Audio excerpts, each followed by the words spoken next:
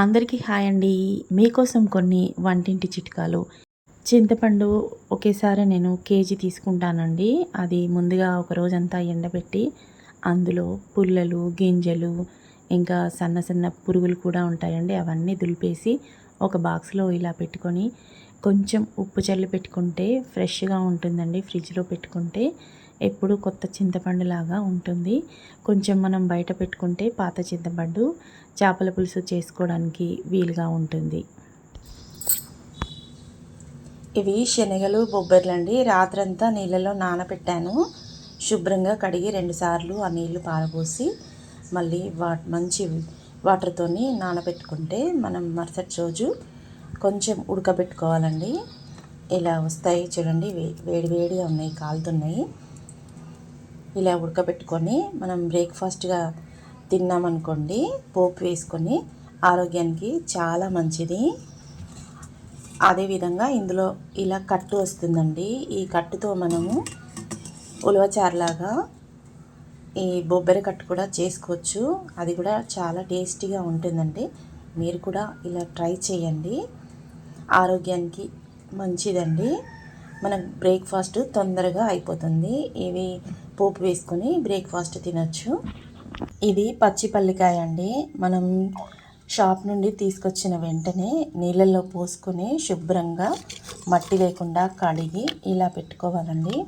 నేను రెడీగా కుక్కర్లో వేసి పెట్టానండి. సాయంత్రం ఉడకబెట్టుకొని తినడానికి. ఇందులో వాటర్ పోసి పెట్టొద్దండి, ఎందుకంటే వాటర్ లోపలికి పోతుంది. అందుకని ఉడకబెట్టే ముందే ఇందులో ఒక టీ గ్లాస్ వాటర్ పోసి ఇంత కొంచెం ఉప్పు వేస్తే టేస్టీగా ఉంటుందండి. మీరు అలా ట్రై చేయండి.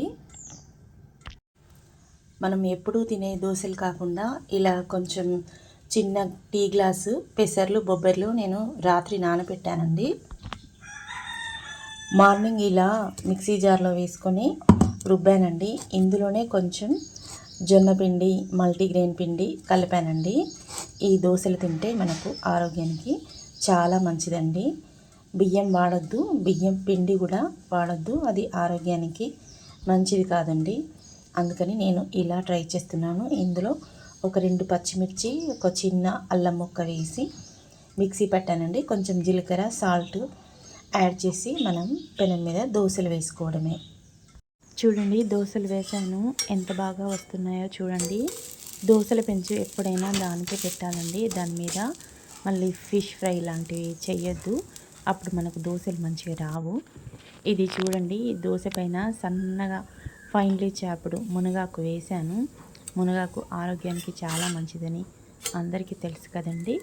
ఇలా దోశల పైన కూడా వేసుకొని మనం తిన్నామనుకోండి, మనకు ఎన్నో పోషక విలువలు అందుతాయి. మీరు కూడా ఇలా చేయండి. మరి చూడండి, ఇక్కడ సంత్రాలు ఉన్నాయి. ఫ్రూట్స్ ఎప్పుడైనా మనం ఫ్రిడ్జ్లో పెట్టుకోవద్దండి. ఇలాంటి గంపలల్లో, జాలి బుట్టలలో పెట్టుకోవాలి. మనకి ఆరోగ్యానికి చాలా మంచిది. ఫ్రూట్స్ ఎప్పుడైనా ఫ్రిడ్జ్లో పెట్టుకొని తినొద్దండి. ఇలా బుట్టలలో పెట్టుకోండి, ఆరోగ్యానికి చాలా మంచిది. బీరకాయ పొట్టు పచ్చడి చేయాలనుకున్నప్పుడు మనం బీరకాయలను ముందుగానే ఇలా శుభ్రంగా కడిగి పెట్టుకోవాలండి. ఆ తర్వాత పొట్టు మనం వెంటనే పచ్చడైనా చేసుకోవచ్చు, లేకపోతే ఫ్రిడ్జ్లో పెట్టుకొని తెల్లారైనా పచ్చడి చేసుకోవచ్చండి. ఇలా ముందు కడిగి పెట్టుకొని ఆ తర్వాత పీల్ చేసుకున్న తర్వాత ఫ్రిడ్జ్లో పెట్టుకోవాలి. ఇలా పొట్టు పచ్చడి చేసుకోవడం వల్ల మనకు ఫైబర్ అందుతుంది. అది కూడా మన ఆరోగ్యానికి చాలా మంచిది. మీరు చెయ్యండి. మనం రాగి జావ చేయాలనుకున్నప్పుడు ఇలా వేడి నీళ్ళు వేడి చేసుకొని పోసుకుంటే తొందరగా అయిపోతుంది. ఇది మార్నింగ్ నానబెట్టాను. కొంచెం 2 స్పూన్ల రాగి పిండి, దీంట్లో కూడా వేడి నీళ్ళు పోసాను. ఇప్పుడు ఇందులో వేడి నీళ్ళు పోసి అది మరుగుతుంటే మనం ఇంతకుముందు నానబెట్టుకున్న పౌడర్ ఇందులో వేయాలి. అప్పుడు తొందరగా అయిపోతుంది. చూసారా ఎంత తొందరగా మరుగుతుందో? అప్పుడు మనం పౌడర్ ఇలా కలిపేసుకొని ఇలా వేడి నీళ్ళల్లో పోసి కొంచెం సేపు ఉడికించామనుకోండి, రాగి జావ మనకు తొందరగా అయిపోతుంది.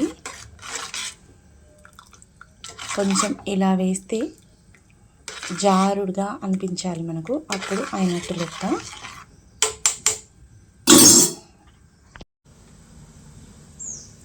జావా ఎప్పుడైనా ఇలా పొంగాలండి, అప్పుడే మనకు టేస్టీగా ఉంటుంది.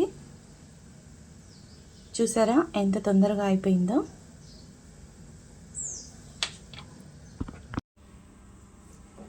మునక్కాడలు ఎంత పొడవుగా ఉంటాయి కదండి, మనం ఫ్రిడ్జ్లో పెట్టుకోవడానికి రాదు కదా. అప్పుడు మనం ఏం చేయాలంటే ఇలా సగానికి కట్ చేసి మడిచి ఇలా ఒక టవల్లో చుట్టి పెట్టాలి. ఆ తర్వాత దీన్ని ప్లాస్టిక్ కవర్లో పెట్టి ఒక రబ్బర్ బ్యాండ్ వేసుకుంటే ఫ్రిడ్జ్లో పెట్టుకుంటే మనకు ఫ్రెష్గా ఉంటాయి. ఇలా ప్లాస్టిక్ కవర్లో పెట్టాను, ఇక్కడేమో రబ్బర్ బ్యాండ్ వేసాను. చూసారు కదా, ఇలా అయితే మనకు ఫ్రెష్గా ఉంటాయి మునక్కాడలు. చెట్టుపై నుంచి ఇప్పుడే తెంపినట్టుగా ఉంటాయండి. మీరు ట్రై చేయండి. మీ ఇంట్లో కనుక మునగ చెట్టు ఉంటే ఇలా రోజు ఒక గుప్పెడంత ఆకు తెచ్చుకోండి.